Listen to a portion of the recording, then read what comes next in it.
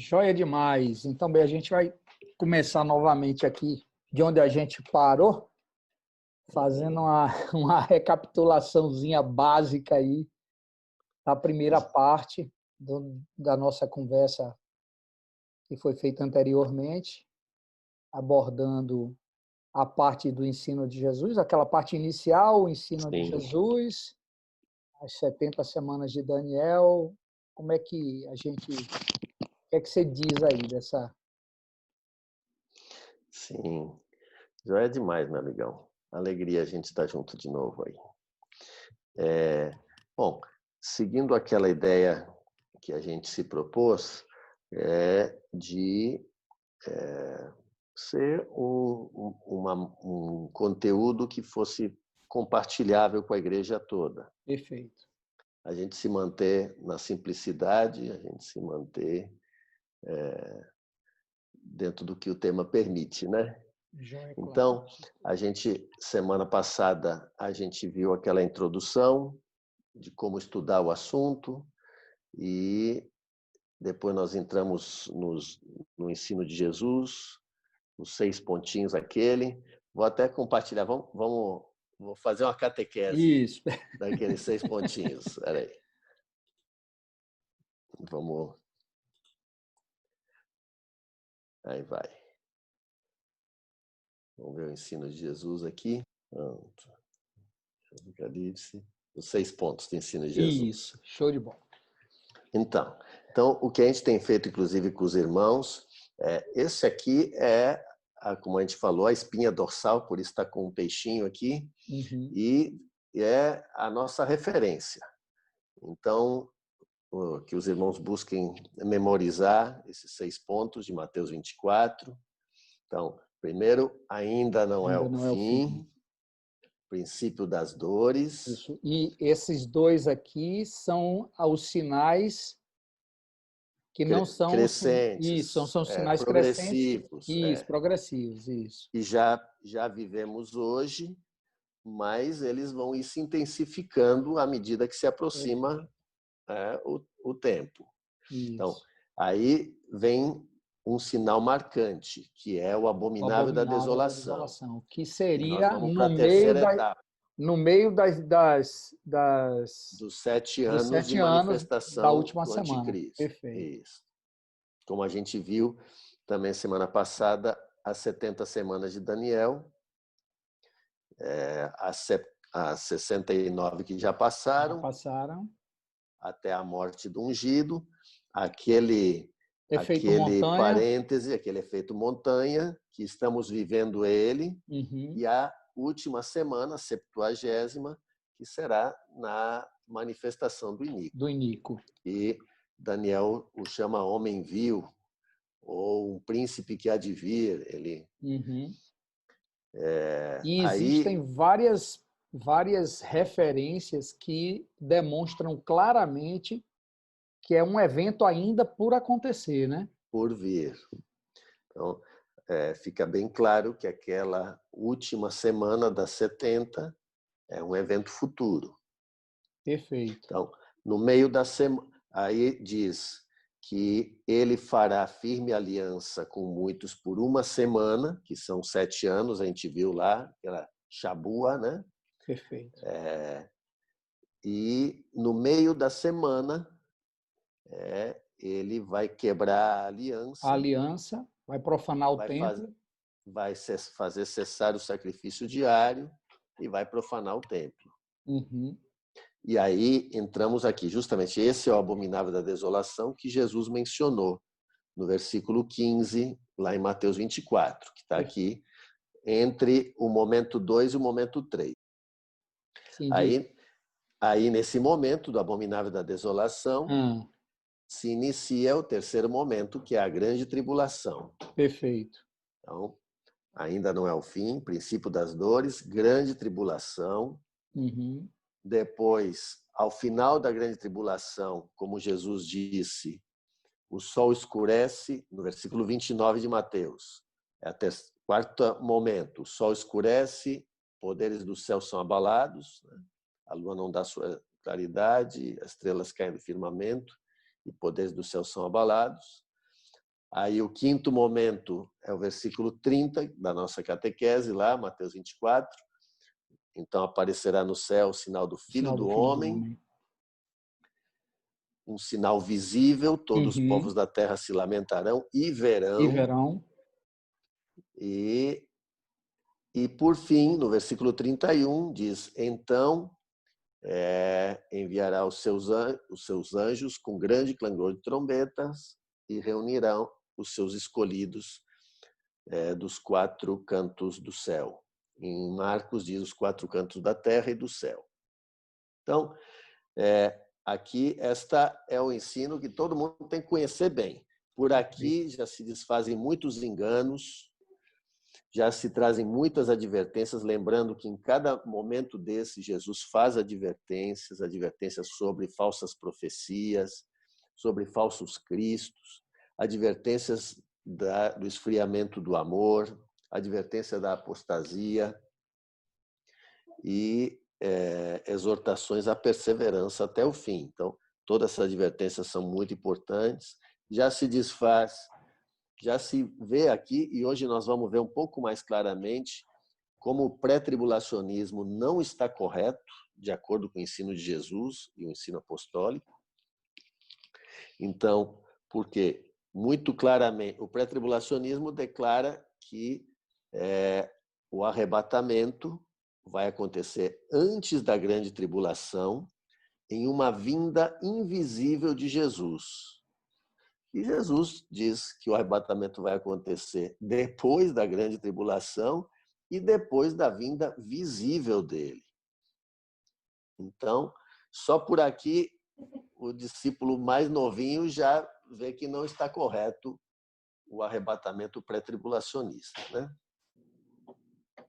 Bom, revisando então um pouco lá, se quiser também das 70 semanas, quem não viu, a gente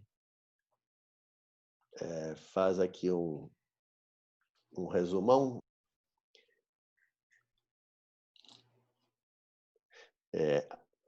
Lembrando, aqui se refere à profecia. Como diz lá o versículo 24, 70 semanas estão determinadas sobre o teu povo e sobre a tua santa cidade. Então, se refere ao povo de Israel. O que anuncia? Anuncia a vinda e a morte do ungido e a manifestação do anticristo. É o príncipe que há de vir. Anuncia também a restauração de Israel e anuncia também o início do reinado do ungido. Perfeito. Depois, como a gente viu, o que são as 70 semanas, são 70 grupos de 7 anos, ou 490 anos. Depois a gente viu quando se iniciam as semanas. Como diz no versículo 25, na saída da ordem para restaurar Jerusalém. Nós tomamos lá a ordem de Artaxerxes a Neemias. Depois, o que ocorrerá depois de 69 semanas? Como diz o texto, diz, depois das 7 mais 62 semanas, o ungido será morto. Então, a gente viu 69 semanas, 69 vezes 7 são 483 anos, e o ungido será morto. Vimos como tudo isto se cumpriu com exatidão na história, quando Daniel, quando ele profetiza, depois de alguns anos, a ordem para restaurar Jerusalém é dada, e 483 anos depois, Jesus vem, Jesus morre, e cumprindo a palavra do Senhor. Depois, aí nós vimos que há uma lacuna entre a semana 69, a 69ª e a 70ª, um efeito montanha, como a gente disse. Depois, a 70ª semana está no futuro, um período de 7 anos de manifestação do anticristo. O que acontecerá na metade da semana? O que está aqui no versículo 27. Na metade da semana fará cessar o sacrifício e a oferta de manjares, e sob as asas das abominações virá o assolador. Então, ele estabelece a abominação desoladora que Jesus falou no meio dos 7 anos. E o que acontece ao final das 70 semanas? Se cumpre a profecia. Virá conversão e restauração de Israel e o reinado do Messias se inicia, né? Então, esse é o resumo. A gente encaixou aqui o ensino de Jesus com as 70 semanas de Daniel.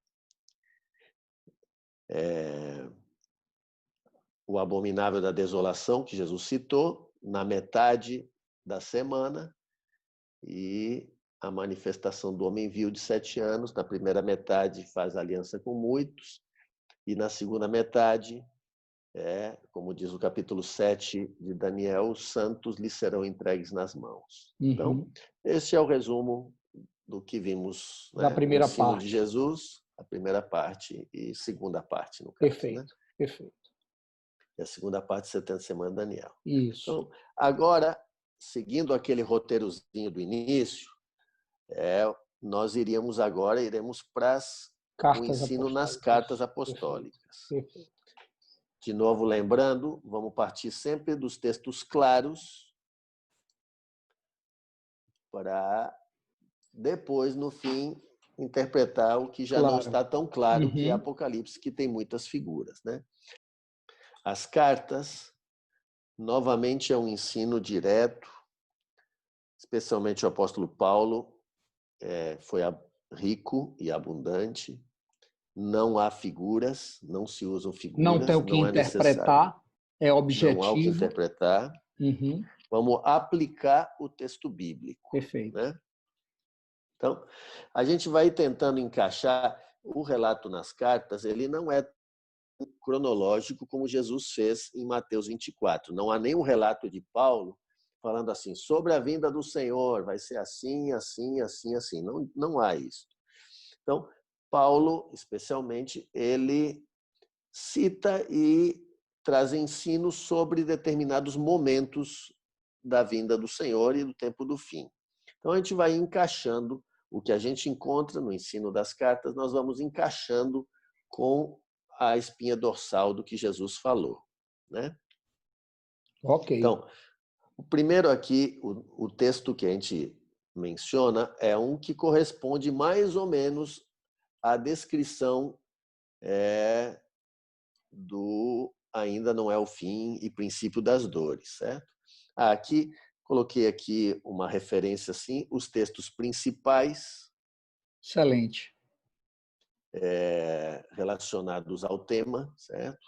O texto de 2 Timóteo 3, que fala de como serão os homens no tempo do fim. Uhum. O texto de 2 Tessalonicenses 2, que menciona muito claramente qual é o momento da vinda do Senhor e da nossa união com Ele.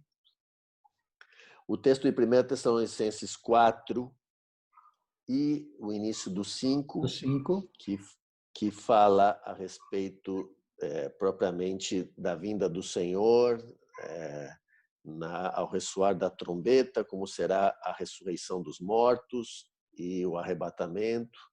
1 Coríntios 15, que é um capítulo todo falando sobre a ressurreição dos mortos.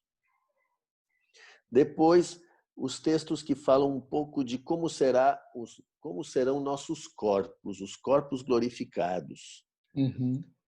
A gente tem uma luz um pouquinho, como vai ser essa que Jesus não fala. Então, aqui a gente vai com os textos das cartas, nós vamos enriquecendo o ensino, completando o que Jesus trouxe. Okay. E, por fim, há alguns textos aqui que eu não sei se a gente vai mencionar eles hoje, mas são uma menção do juízo eterno, que Paulo já o anuncia, certo?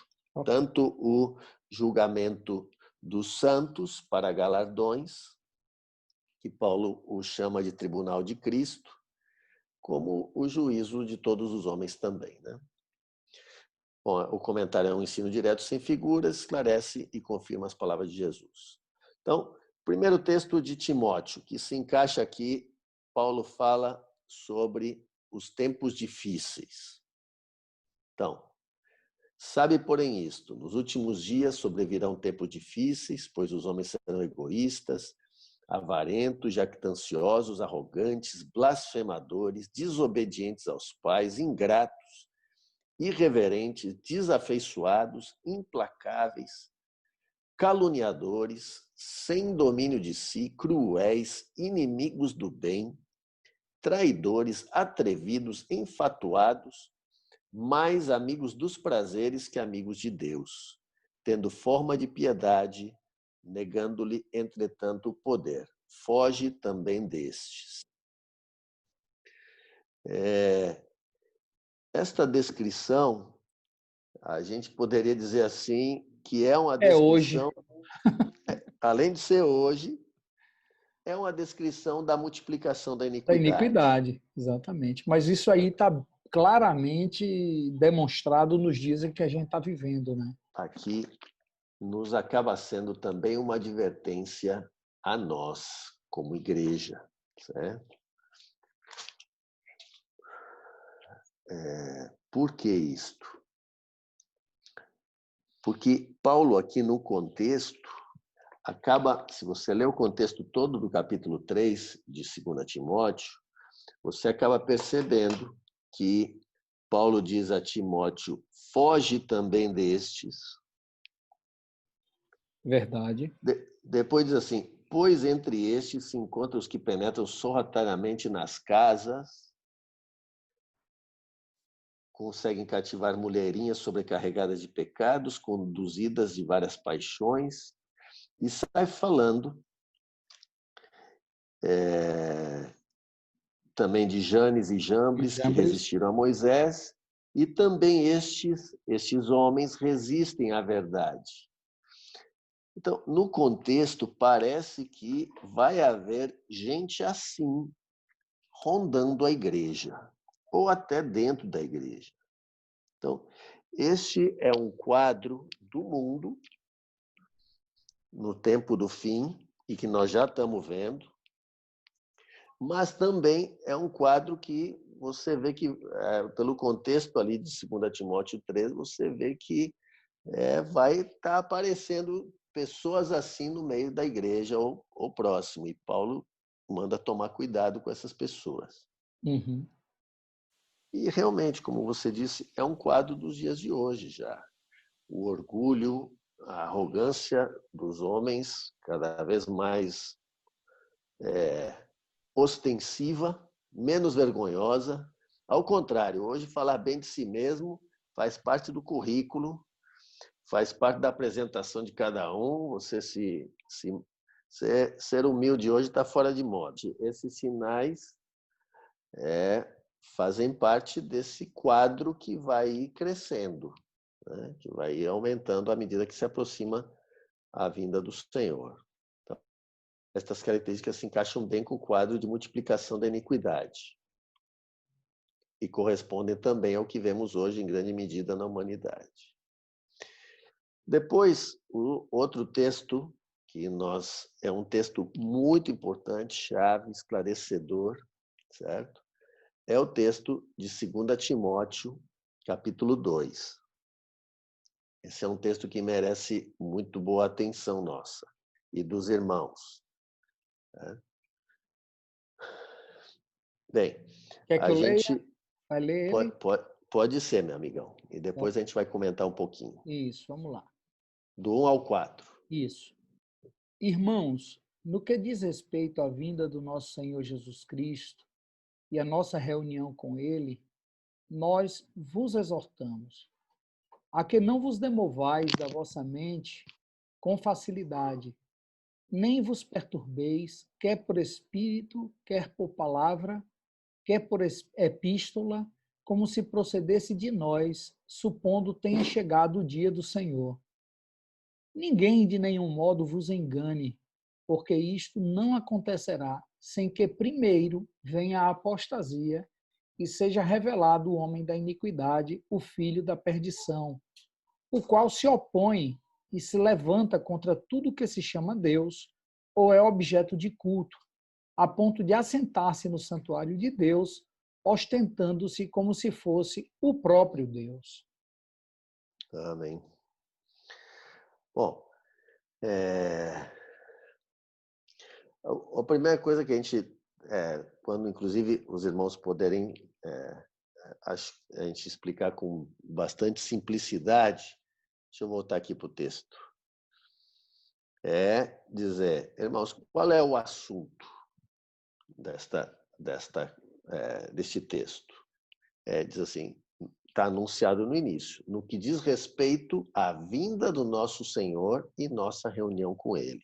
Esse é o assunto que Paulo vai explicar, a vinda do Senhor e nossa reunião com Ele.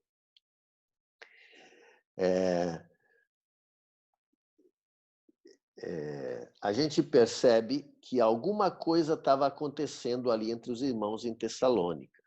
Por quê? Porque ele diz assim, olha, nós vos exortamos a que não vos perturbeis, a que não vos demovais da vossa mente com facilidade, nem vos perturbeis, quer por espírito, quer por palavra. Parecia, quer por epístola, como se procedesse de nós, supondo tenha chegado o dia do Senhor. Parecia que estava um zum, zum, zum por lá, estava um zum, zum, zum, que... Sobre essa possibilidade que o dia do Senhor estava chegando aí. Estava chegando. E algumas pessoas como que dizendo, olha, tem uma carta de Paulo falando isso, qualquer coisa assim, certo? Tinha alguma confusão aí sobre isso. E Paulo está querendo ajudar eles a dizer, olha, ninguém, versículo 3, ninguém de nenhum modo vos engane. Aí ele segue falando. Porque isto o quê? A vinda do Senhor e nossa reunião com Ele, que está lá no início do versículo 1. Assim, isto, a vinda do Senhor, nossa reunião com Ele, não acontecerá sem que primeiro venha a apostasia e seja revelado o homem da iniquidade, o filho da perdição. Então, o que Paulo, em outras palavras, afirma? Que a vinda do Senhor e nossa reunião com Ele não acontecerão sem que venha primeiro a apostasia e seja revelado o homem da iniquidade. A ordem é assim. Apostasia, manifestação do anticristo, depois vinda do Senhor e nossa união com Ele. Certo? A ordem é esta. Perfeito. Essas 4 coisas. Uhum. Apostasia, manifestação do homem da iniquidade, depois vinda do Senhor e nossa união com Ele. Então, daqui, esse também é outro texto-chave a respeito do que demonstra o erro do pré-tribulacionismo. No final, até hoje, talvez, vamos pontuar, assim, juntar os textos e evidências do erro do pré-tribulacionismo, porque é uma das coisas mais frequentes hoje na igreja evangélica e na internet. Então, acho que vale a pena a gente calcar um pouco, elucidando essa questão. Então, a gente vê que isto se encaixa com o ensino de Jesus, porque o ensino de Jesus também coloca Joia. desta maneira. Inclusive Primeiro, a advertência, né? Esse não vos enganeis é bem próprio mesmo. Também do ensino de Jesus. Paulo também, ninguém vos Paulo engane. também, exatamente. Há um grande interesse do diabo de trazer engano a respeito desse tema. Não há dúvida. Se ele pode enganar e despreparar a igreja, o David Paulson dizia que tem 2 livros que o diabo detesta: Gênesis e Apocalipse. Gênesis porque desmascara como ele tomou o poder. E Apocalipse porque desmascara que ele vai perder esse poder todo. Exatamente. Então, são 2 livros... Retrata a derrota dele, né? Dele, exatamente. Então, um esclarecimento. O Paulo diz que antes virá apostasia. Bem, apostasia é bom explicar para os irmãos. Apostasia em si é abandono da fé. Só que quando Paulo assim menciona a apostasia, nos parece que haverá um evento mais marcante de apostasia. Poderíamos dizer assim, uma apostasia em massa, que talvez se encaixa um tanto também com o que Jesus descreve no princípio das dores, que muitos se escandalizarão, trairão, e o amor de quase todos se esfriará. Então, vai ser um momento de frieza espiritual e decaimento da fé. Claro, daqueles que não têm sua fé firmada no Senhor.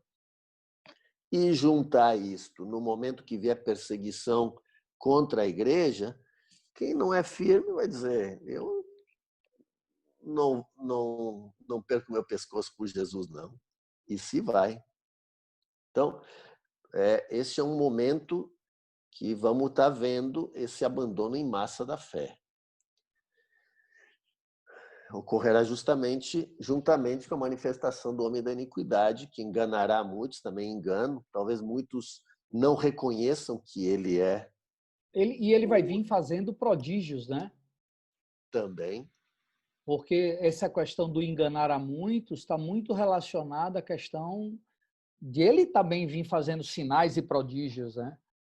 Então, sim, eu acho que diz que Satanás vai dar a ele, né, esse poder. Sim. Ele é segundo a eficácia de Satanás, né?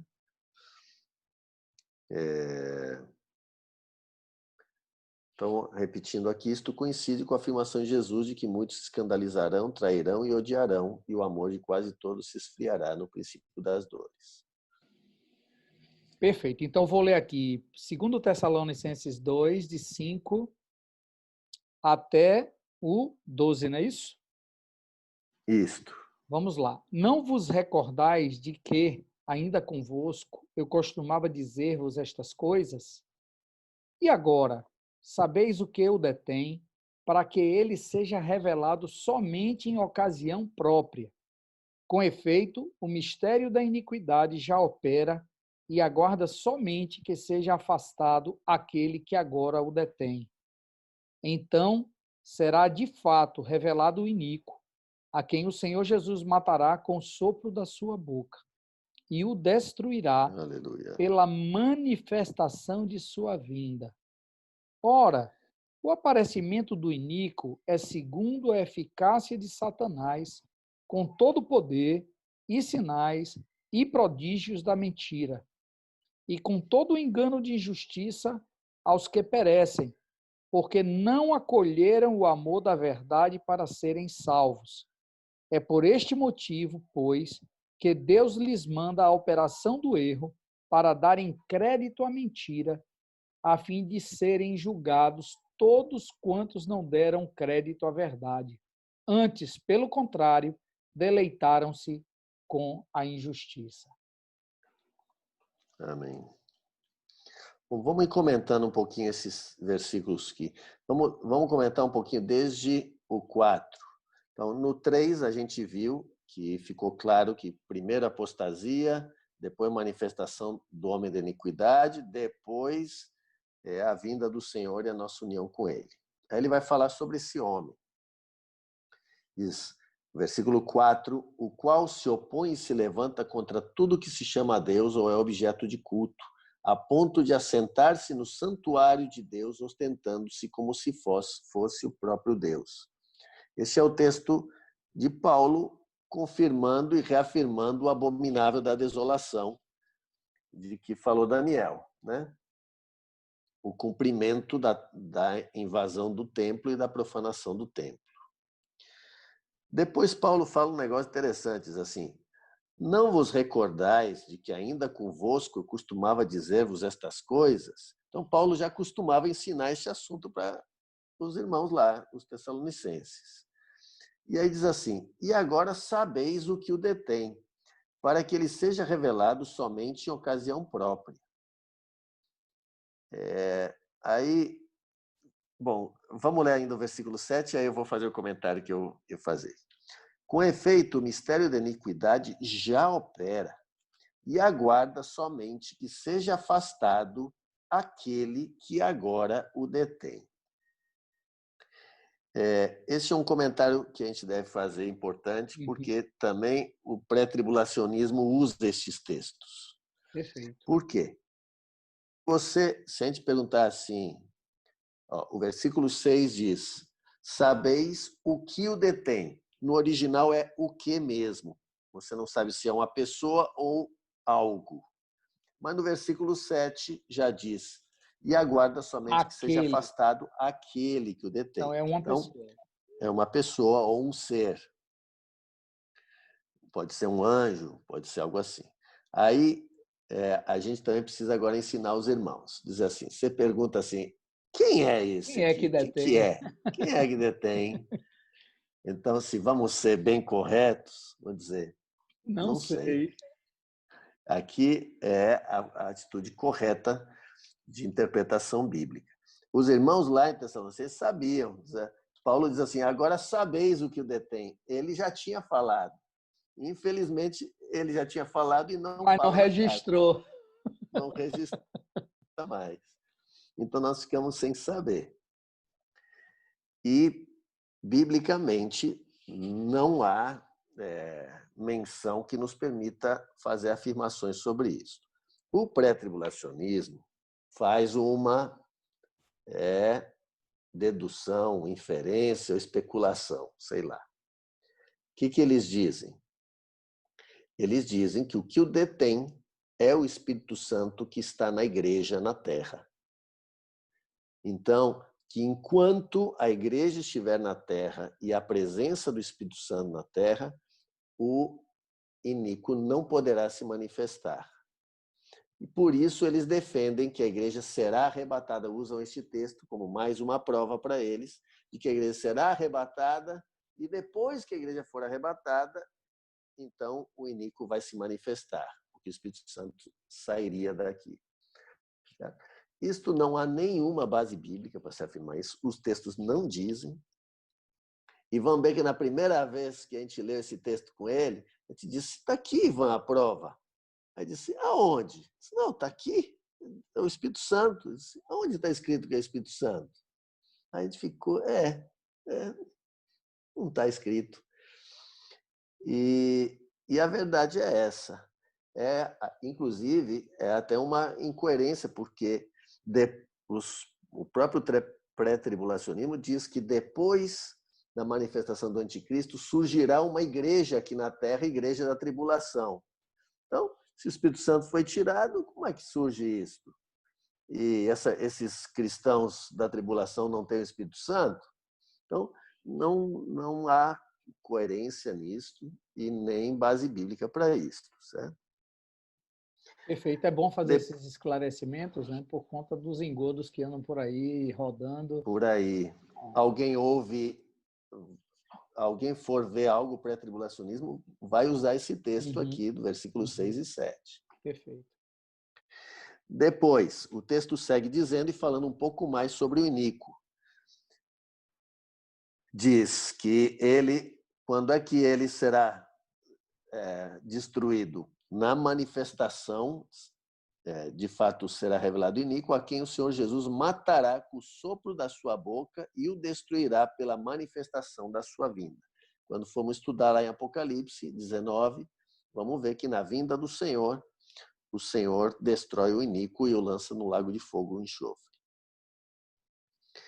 Depois, o que mais diz aqui? O versículo 9 diz que o aparecimento do iníquo é segundo a eficácia de Satanás, com todo o poder e sinais e prodígios da mentira, com todo engano de injustiça aos que perecem, porque não acolheram o amor da verdade para serem salvos. Então, que diz, segundo a eficácia de Satanás. A palavra aqui é enérgia, é segundo a força e poder do diabo, a energia do diabo, do capeta.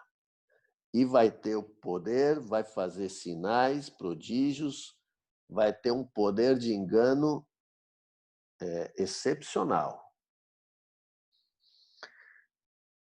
E vai enganar muitos.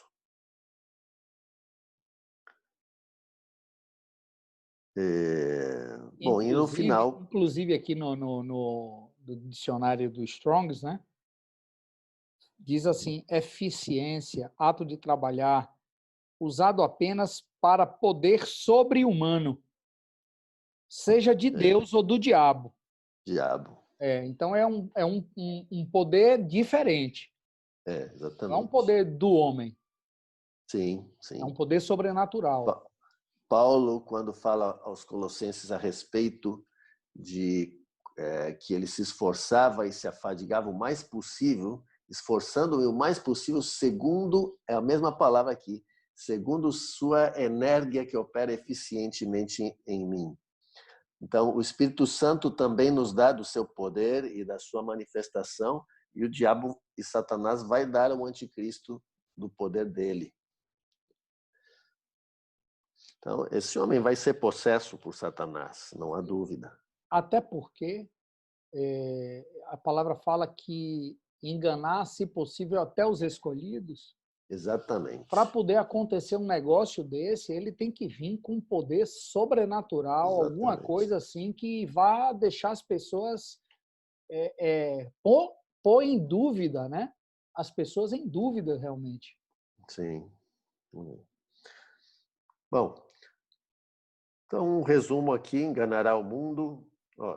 O iníquo estará sob o domínio do diabo, terá poder e fará sinais e prodígios, enganará o mundo. O próprio Senhor deixará que o mundo dê crédito às suas mentiras, porque não quiseram dar crédito à verdade. O mundo receberá de braços abertos. Ele se oporá e se levantará contra Deus e contra o culto a Deus, se assentará no santuário, ostentando-se como se fosse o próprio Deus. Isto está de acordo com o abominável da desolação, que a gente viu lá em Daniel. E com as palavras de Jesus, que menciona também o abominável da desolação. Então, agora vamos para o outro texto, o terceiro texto das cartas apostólicas.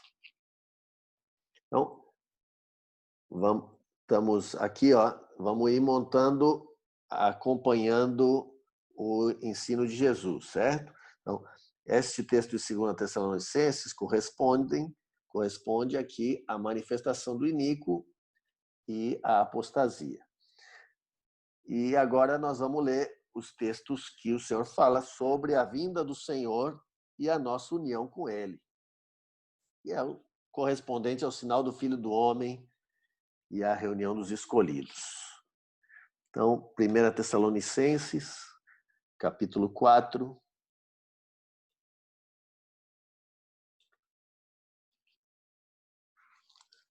Se você quiser ler.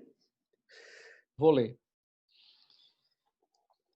Ora, ainda vos declaramos por palavra do Senhor isto, nós, os vivos, os que ficarmos até a vinda do Senhor, de modo algum precederemos os que dormem. Porquanto o Senhor mesmo, dada a sua palavra de ordem, ouvida a voz do arcanjo e ressoada a trombeta de Deus, descerá dos céus e os mortos em Cristo ressuscitarão primeiro. Depois, nós os vivos, os que ficarmos, seremos arrebatados juntamente com eles, entre nuvens, para o encontro do Senhor nos ares, e assim estaremos para sempre com o Senhor. Consolai-vos, pois, uns aos outros com estas palavras. Aleluia. Aleluia. A vinda do Senhor e nossa união com Ele são o maior ou um dos maiores consolos que podemos ter, especialmente os que sofrem. Aparentemente, Eric, antes de ler o próximo texto, aparentemente tinha alguma confusão também aqui no meio da igreja, porque Paulo começa a esclarecer sobre que os que já morreram vão ressuscitar primeiro do que os vivos vão ser transformados. Alguns dizem que parece que havia assim, estava correndo nessa época, a possibilidade de que os que já morreram não veriam a vinda do Senhor. E Paulo está querendo dizer nada, eles não vão perder essa, não. Eles vão ressuscitar e vão ao encontro do Senhor primeiro do que nós, os que estivermos vivos. Pelo que parece, o evento ele é praticamente quase que simultâneo, né? Os que estão mortos ressuscitam primeiro e vão ao encontro do Senhor, e em seguida os que estiverem aqui vivos, né? Vivos, exatamente. Mas é uma coisa basicamente que simultânea, né? Primeiro os mortos, evidentemente, porque a ordem está aqui, mas não vai ter um lapso temporal Não acredito. muito grande. Porque aparecerá o sinal do Filho do Homem. Aqui o texto não fala do sinal do Filho do Homem, mas fala assim.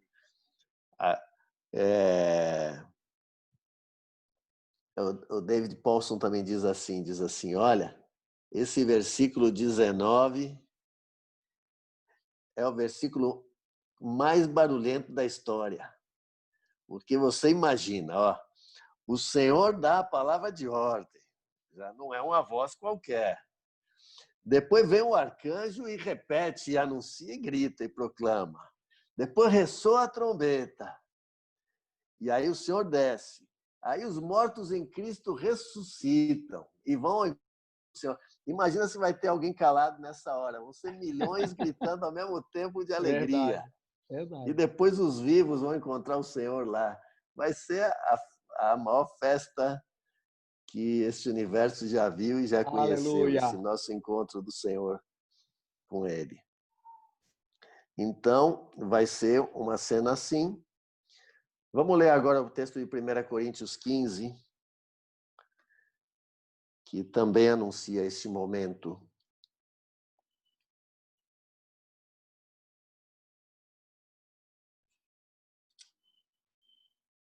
Vamos ler do 51 ao 55. Leia. Eis que vos digo um mistério. Nem todos dormiremos, mas transformados seremos todos. No momento, Amém. num abrir e fechar de olhos, ao ressoar da última trombeta. A trombeta soará, os mortos ressuscitarão incorruptíveis e nós seremos transformados. Porque é necessário que este corpo corruptível se revista da incorruptibilidade e que o corpo mortal se revista da imortalidade. E quando este corpo corruptível se revestir de incorruptibilidade e o que é mortal se revestir de imortalidade, então se cumprirá a palavra que está escrita: tragada foi a morte pela vitória. Onde está, ó Aleluia. morte, a tua vitória? Onde está, ó morte, o teu aguilhão? Aleluia. Amém. Novamente o anúncio desse dia, esse grande dia, diz que ao ressoar da última trombeta, a trombeta soará, os mortos ressuscitarão incorruptíveis e nós seremos transformados. E aqui Paulo anuncia a necessidade dessa transformação dos corpos, né? Depois eu vou comentar um pouquinho mais sobre isso, né? Assim, é necessário para o cumprimento do propósito do Senhor, é necessário que recebamos novos corpos. O Senhor não nos quer, na verdade, os que hoje estão mortos em Cristo, eles não ressuscitaram ainda. Os mortos em Cristo ainda não completaram a sua salvação. A salvação, como a gente ensina, a salvação, a gente ensina que há 3 aspectos da salvação que nós necessitamos. Primeiro, a justificação, que já ocorreu no passado, onde fomos perdoados da condenação dos pecados. Depois, a libertação do poder do pecado, da escravidão do pecado, para vivermos hoje uma vida santa. Para isso, Cristo vive em nós hoje. Mas aguardamos a salvação plena que vai acontecer nesse dia, que é a glorificação dos nossos corpos. Recebermos os corpos glorificados. A salvação que o Senhor tem para nós não é nos deixar sem corpos. Deus nos criou homens. Homem com espírito, alma e corpo. Então, a salvação virá nos deixando homens. Não seremos espíritos pela eternidade. Receberemos novos corpos. Corpos glorificados, mais corpos. Isso. E aí o segredo está: aquele que perseverar até ao fim, esse será salvo, né? Aleluia. E o segredo está aí. da nossa perseverança em preservar a santidade, em escolher o Senhor, em renunciar à nossa vida, para que possamos chegar nesse dia com nossas vestes, né, santas, né, e que o Senhor possa nos dar esse corpo, né? Mais uma vez, como você está lembrando, em todo esse ensino sobre a volta do Senhor, em todo o ensino bíblico, a salvação só se completa ao final, após a perseverança até o fim.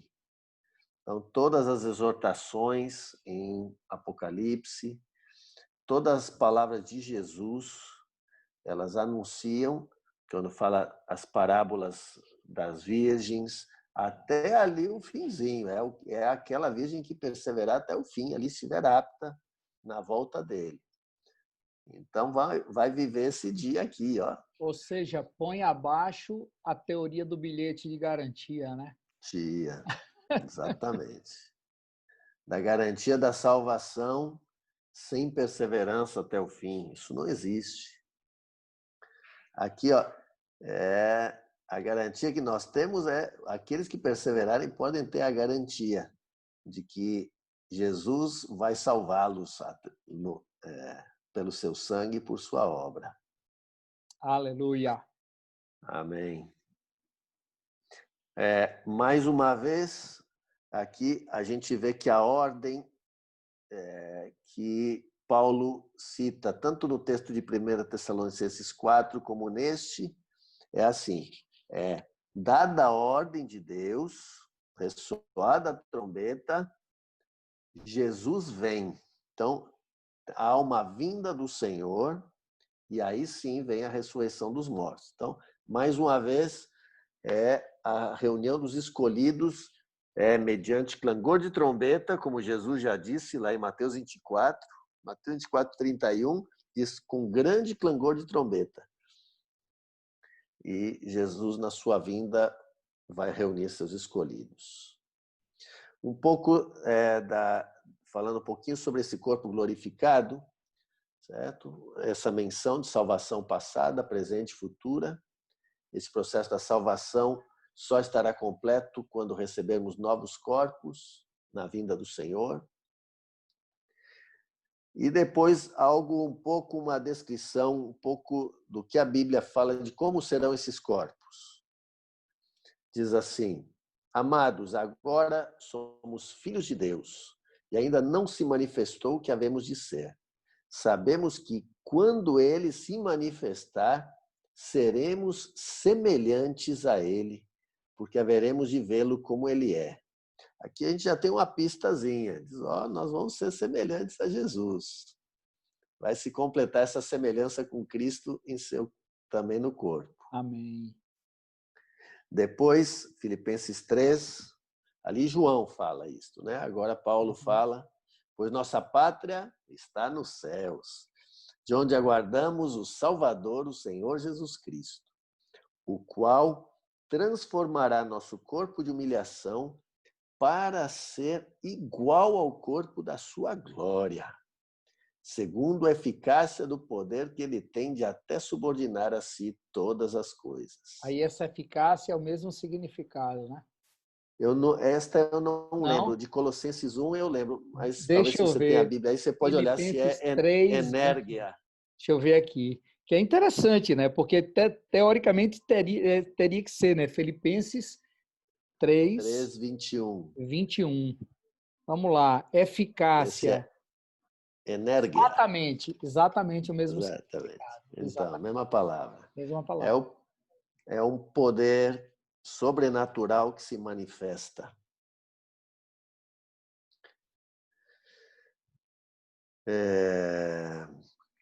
Depois, todo o capítulo 15, na verdade, fala sobre a ressurreição.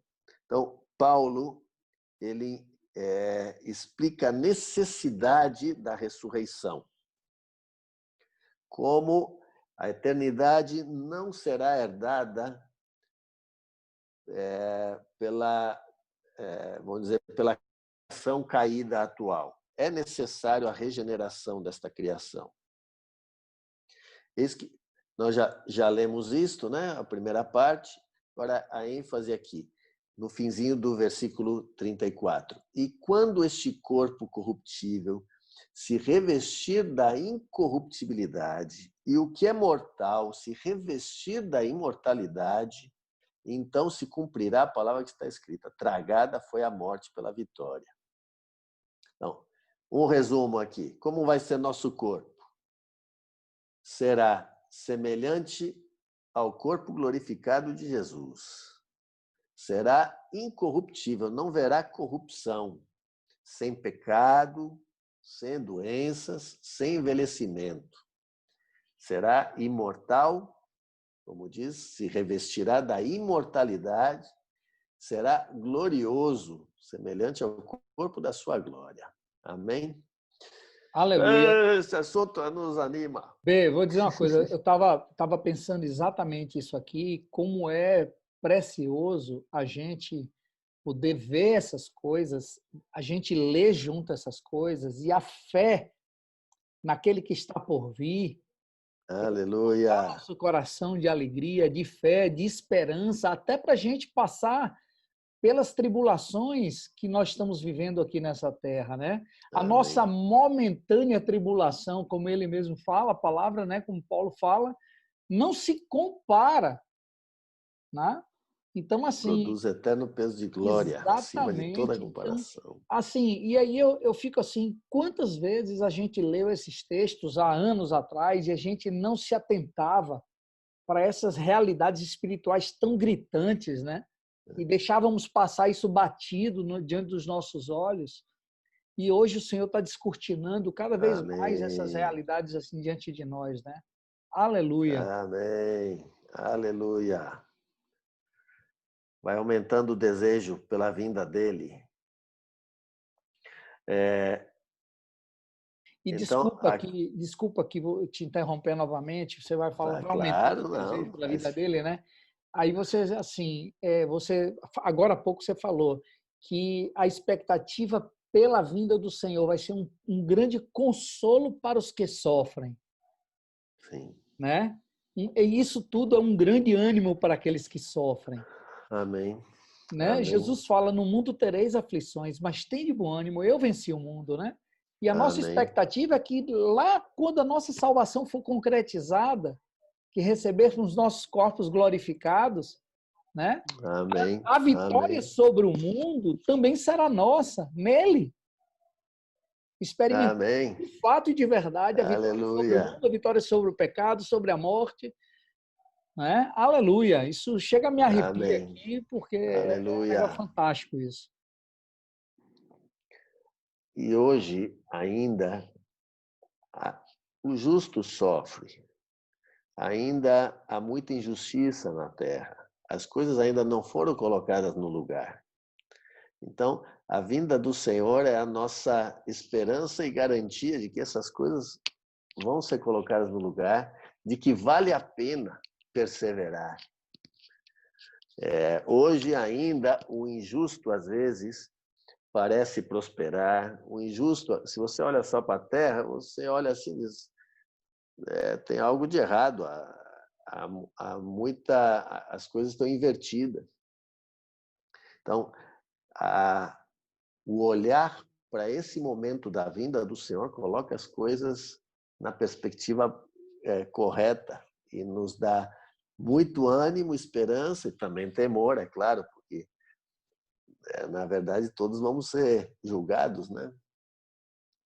Então, é um assunto importantíssimo para a gente. Aleluia. Depois, aqui, ajudando a completar o quadro, certo? É a manifestação do Senhor destruindo o iníquo. Jesus não fala claramente sobre isto. Jesus fala que ele virá e os seus escolhidos serão reunidos e unidos a ele. E Jesus para ali a descrição do fim. Mas Paulo já vai um pouquinho além. Paulo já fala que o iníquo será destruído na manifestação da vinda do Senhor. Como a gente já leu antes, em 2 Tessalonicenses 2. Diz que o Senhor matará com o sopro da sua boca e destruirá pela manifestação da sua vinda. Diz então, até como vai ser, né? Paulo fala. Sim, sim. Aleluia. Bom, Paulo foi outro que, como João, foi lá no céu, né? Então, ele viu muita coisa por lá. Sabe o Senhor que foi dito para ele e o que permitiram ele ver, né? E dizer aqui, né? Ele diz que tem coisas que ele ouviu lá inefáveis, que não é lícito mencionar ao homem. Depois de descer do céu e reunir os escolhidos, o Senhor virá e destruirá o iníquo. Aí é só uma mençãozinha, quando a gente chegar lá, a gente vai estudar. Mas é só para os que não estão localizados, menciono que o iníquo reunirá os reis da terra para pelejarem contra o Senhor num lugar que é conhecido como Armagedon. Armagedon. Armagedon ou Vale de Megido, é um vale próximo a Jerusalém. E o texto lá em Apocalipse 19 diz que o Senhor vem com os exércitos do céu, derrota o anticristo, lança no lago de fogo e mata todos os exércitos inimigos. Quem espera um Jesus cordeirinho tem que saber que ele também vem depois como rei e juiz. Bom, então, Senhor dos senhores. Então, este é um resumo do que encontramos nas cartas apostólicas, certo? Então, encontramos aqui uma descrição dos tempos difíceis, encontramos confirmada a manifestação do anticristo e sua revelação, e alguns detalhes de como será a vinda do Senhor e a nossa união com Ele, o arrebatamento, e a afirmação de que o Senhor, ao final, destruirá o iníquo, certo?